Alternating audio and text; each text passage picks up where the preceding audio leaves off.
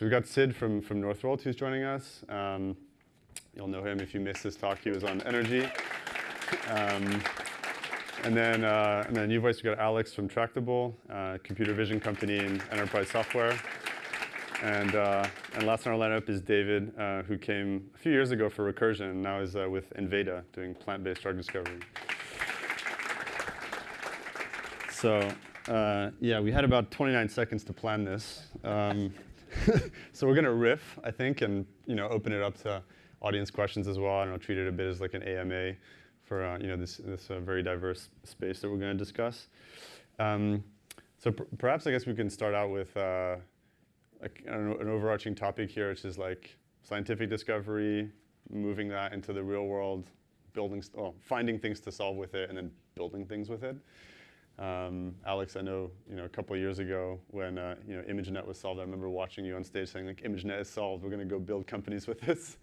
It'd be interesting to, I don't know, the last couple of years, if you had some nuggets of how you went around that process of there is this new technology breakthrough that we're living through now again, and how'd you navigate that maze? Yeah.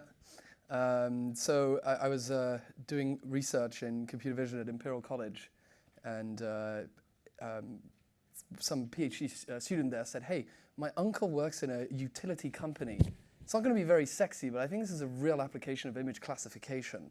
What are your thoughts on plastic pipe welds? Well, I've never thought about plastic pipe welds before. But basically, the water and the natural gas that comes to our households, they come through these polyethylene plastic pipes. And when you connect them together, they need to be welded. And that isn't always done very well. If it's not done very well, those welds can fail, lead to contaminations, explosions. And so he said, look, we have humans basically taking images of their weld, then they perform their weld, and then afterwards we have humans inspecting that. The problem is by the time they inspect it and something is wrong, it's too late. The weld's been done, the trench has been buried. It would be a game changer if in real time you could have image classification algorithms saying this weld isn't right. And so I think the arrival of a first use case sort of developed this framework that going from, first of all, picking a task that's already done by humans is a great idea because if it's digitized, there's huge amounts of data. And typically their action is the label, and so it lends itself well to supervised learning. But then also, it seemed that like the value broke down in like a speed value add, an accuracy value add, and a scale value add. And it turns out the accuracy value add's the hardest because you have to be much better than the human. But it turns out the speed value add is nice as long as you're close enough to the human. Scale value add tends to be the easiest. So actually, if there's situations where you can't get a human to do the assessment. So we had a talk recently on how some people in India never get to see a doctor. So that's a wonderful situation where, well, having any kind of medical prediction is better than nothing. We found it to be the same here. So Tractable became the assessment of cars and homes, and the best use cases seem to be not when you're going to replace the human, but when you can't get a human out there and you need to know right now. Mm-hmm. And some of our discussions, David, what I thought was interesting with your new business, Enveda, was like you're almost going into a very poorly charted domain and using like a brand new technology approach. And I remember you were iterating through what would be like the right framing for this. Be interesting maybe if you could just discuss a little bit around that approach, that insight you had, how that came from Recursion, how you might take a new swing at drug discovery. Yeah.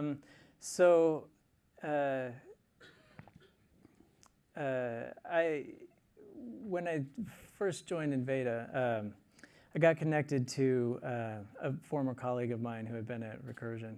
And he had left Recursion to start a company that was going to be doing revisiting a kind of drug discovery that had not been sort of systematized yet, right? Which is discovering drugs from the natural world. And that's been done for a long time, but it's going to take like a more technological approach. There, I saw an opportunity there to use a kind of data which is mass spectrometry data. And it's a machine. If you're not familiar with it, you can put a molecule into the machine, and the machine will break it up, fragment it, measure the masses of the fragments. This has been used to sort of like a low throughput a targeted way for a long time to sort of identify different molecules. But all of a sudden, it just looked like an amazing opportunity to try to catalog everything. And maybe because I just come from Recursion, and Recursion has this very let us gather all of the data. Let's just line up a whole lot of robots and just gather imaging data until we don't know what to do with it. Nobody had done that yet with mass spectrometry. And all of a sudden, it's like this marriage of a kind of data that had not been big yet. Right? There's only maybe 50,000 molecules that where you have the molecule and you have the mass spectrum. But it's not that hard to gather, so immediately you can start doing hundreds of thousands of molecules. And that's now the basis for a machine learning algorithm that can tell you what, it can read the mass spectrum and interpret it for you and tell you what the molecule is. And the reason why that was so exciting to me was that, drug discovery has bottlenecks. And we talked about that, we just heard a lot about them. Clinical trials fail all the time, and lead optimization takes a long time. And why this is exciting is that if you sort of start with material that's more likely to be bioactive, like natural products, maybe medicinal plants or something, all of a sudden now the set of problems is completely different. Now the set of problems is, what is in this? What does it do? What does it target? How do I make it? And those set of problems seemed like imminently attackable with this machine learning approach. If you could just know what the molecules are on the planet, it would just bust open the natural world, wide open for just sort of looking at it to see what's in it, what is the bioactivity of the things that are in it, and how could you make them. Anyway. I mean, what's interesting with these discussions is again, this interplay of different disciplines, of scientists who are used to conducting experiments perhaps at a small scale, as we sort of addressed with Eric earlier, and then computer scientists who are used to, or kind of born in this era of let's scale everything. Sid, I think we discussed a little bit about how do you get software engineers to respect scientists and vice versa, and respect the kind of nuances of their craft to progress, at a similar pace to overall make progress. Yeah, I honestly, I still struggle with switching hats of thinking about how scientists are thinking about a certain problem. I'll give you an example. I have a few material scientists in my team, and just getting them to think how to plan OKRs is a challenge. Is how do I define this object? It's like, yeah, I want to go solve this problem and understand this reaction path. I'm like, but that's scientific curiosity. That's gonna end up as technical nonsense, right? You can solve it, you can publish a paper, but we are a business. How do we tie this to an objective that is tied to some key result? And that is a painful process. And then at the same time, the flip side, I'm not going to let the software engineering hat off either. The software engineers want to move extremely fast. And sometimes you have to bow down to the science. And you have to bow down to the fact that it takes a lot of experiments to really gather enough sampling of a problem that you're trying to look at. It takes a lot of physical experiments to get the data so that the software engineer can move fast, right? We can't cut corners in the early phases of scientific experiments, especially with machine learning, because you're going to run into, if your substrate of your data set is garbage and you're building on top of that, you would get to 90% and then you'll hit a wall that you can get past because some assumptions were completely incorrect because we tried to cut corners to do some imaging protocol or run some other characterization that we wanted to go faster on.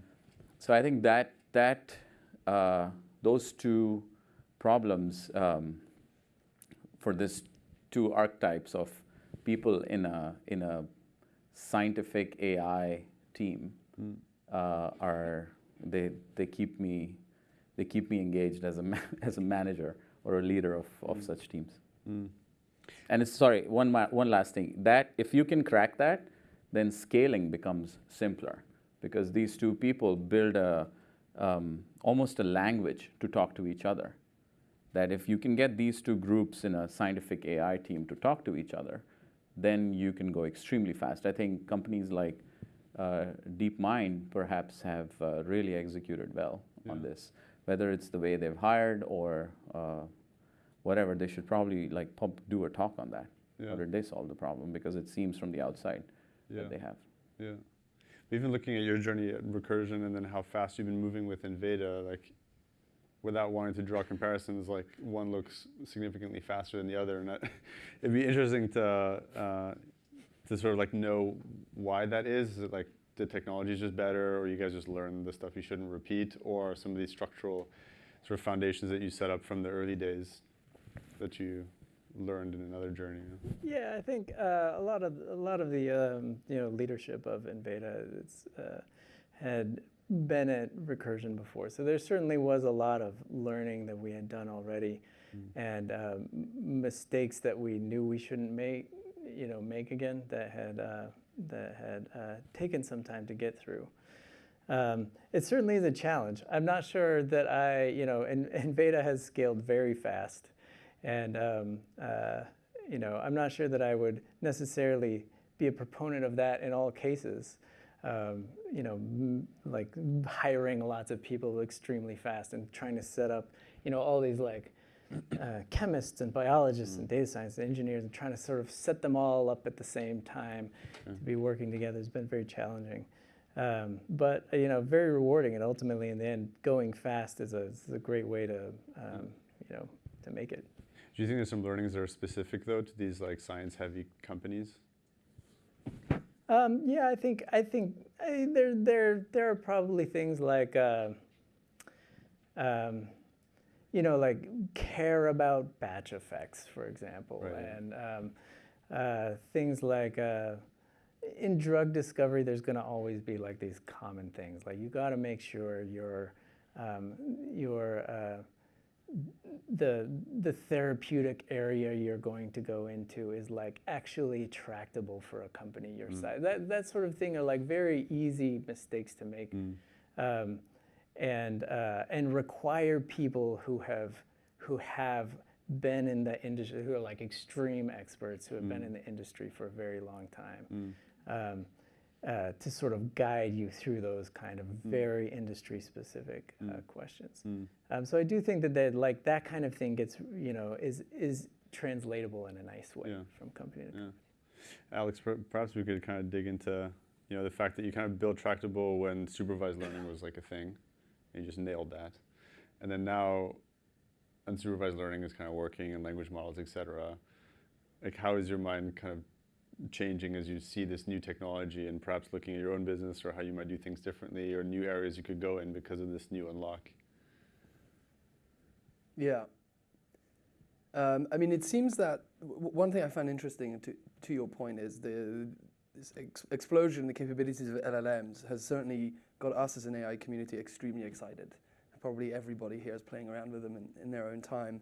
And I find it interesting to ask investors such as yourself, and other investors, what do you think is going to come out of this? And interestingly, so one of our investors is Insight, and they'll say, ChatGPT has been so extraordinarily interesting to the entire world that there isn't as much of an advantage of speed when you're a startup, because every single company is working on it.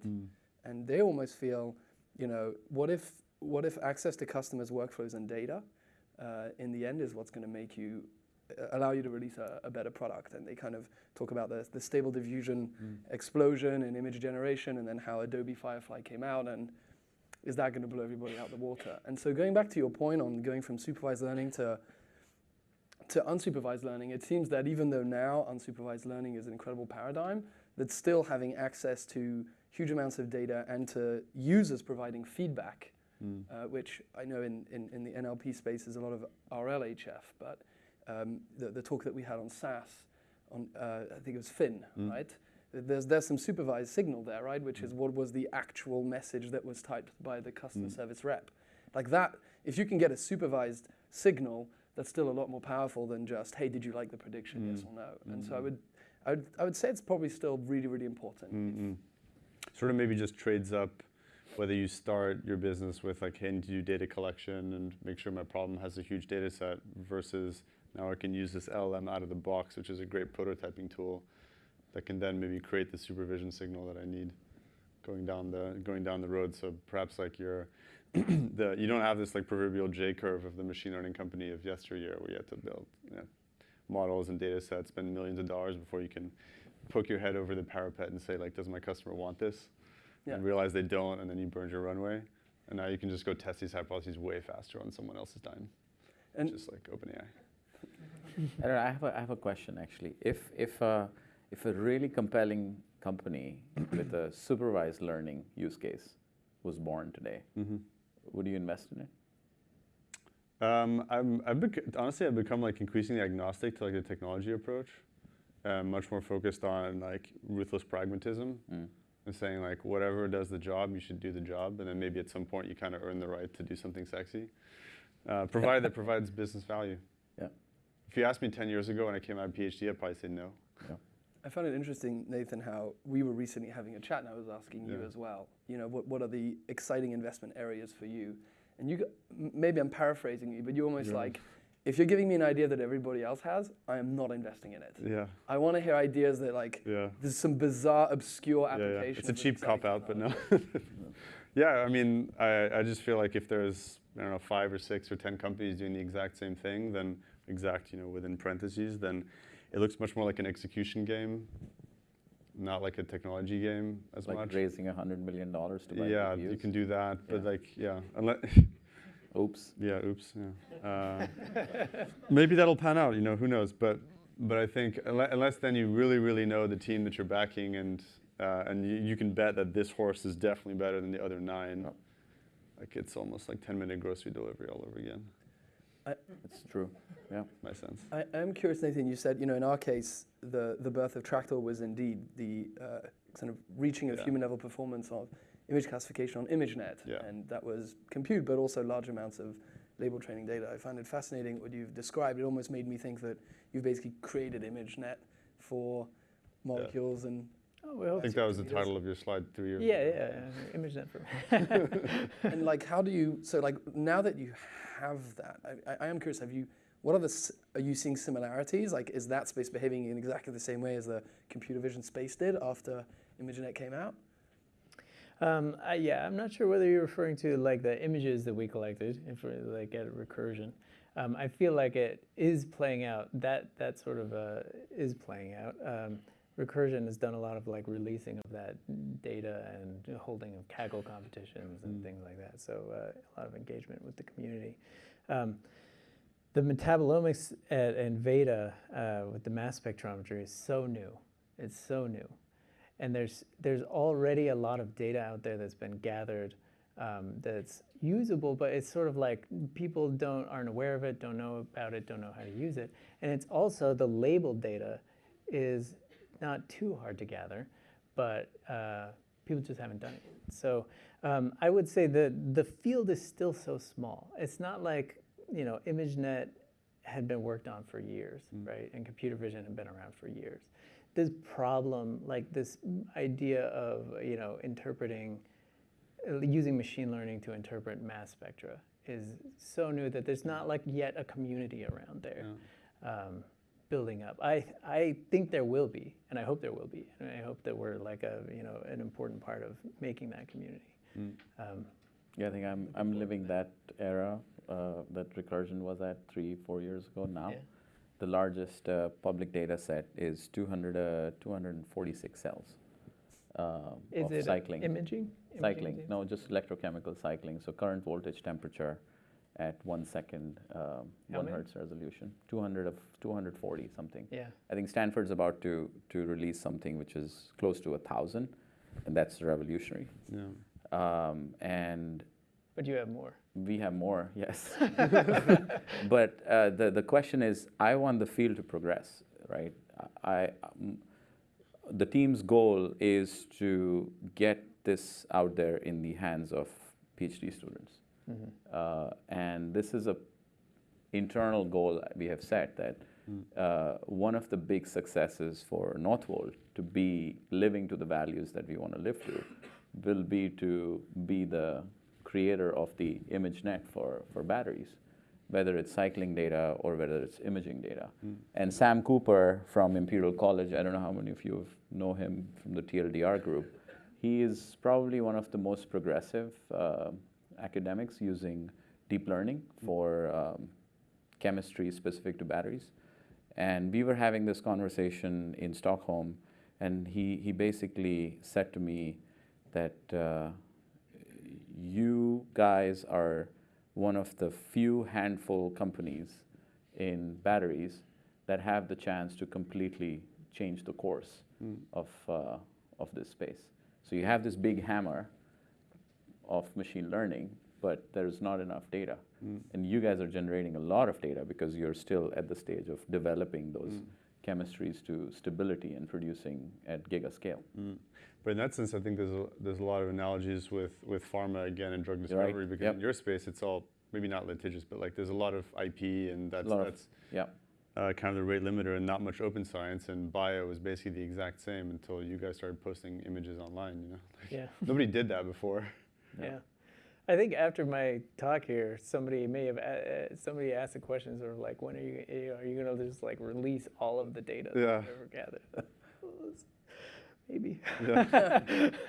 But even what you did release with that RX was still big, right? Yeah. I mean, also in your space in insurance, like, I mean, people don't share data, right? Yeah, I mean, if anything, right, there's almost a sense that if the data is out there and completely open source, it will get commoditized, which is great for the world, great for science, applied science, but much harder to build a defensible business on and raise capital. Which is why I know, you know, obviously we know the open source community is kind of angry sometimes at OpenAI for not being as open source, but given how much they've raised, they need to justify those attracting that capital in some kind of way. Do you face that trade-off as well, where if you were to release that data set, then what is your moat? Yeah, it's hard to say. And you try to balance it, right? Because you are always building on things that have been created by other people, and there's always, you know, a community. You build on. We're always standing on the shoulders of giants, right? Yeah. And so you do want to give. You do want to give back. You do want to like you know, provide, help other people come along with you. Yeah. But there's always a tension. There's always a tension because you also have to, you know, justify value for the company. Plus you guys only open sourced a very small sliver, and you're like continually generating data. And I think the talk you gave a couple years ago was like specifically releasing data to solve this problem of batch effects, which is sort of like one key aspect of the problem, which is not really like a core competence, but more everybody needs to do this well. So perhaps it's just a question of like picking, like with everything in machine learning, it's like pick the right problem. That's like probably half the battle. I mean, building these data sets is also very hard. Yeah. Whether you ask academia or industry. And there's also a responsibility, especially at early phase when you are building a data set that doesn't exist at a certain scale, and you're going to put this out there. This is likely going to be the substrate for the field to build upon, right? Yeah. And you feel a little bit of an imposter that, are we doing the right thing? Is this data set the right data set that we want to build on? Or should we spend another year thinking about it, or 2 years thinking about it? Should we give it to 3 universities to play with, and then, you know, we improve that? I think that's especially with deep science kind of problems, which are now emerging to be, you know, really good use cases for AI. This is going to be a challenging situation, and us included. Yeah.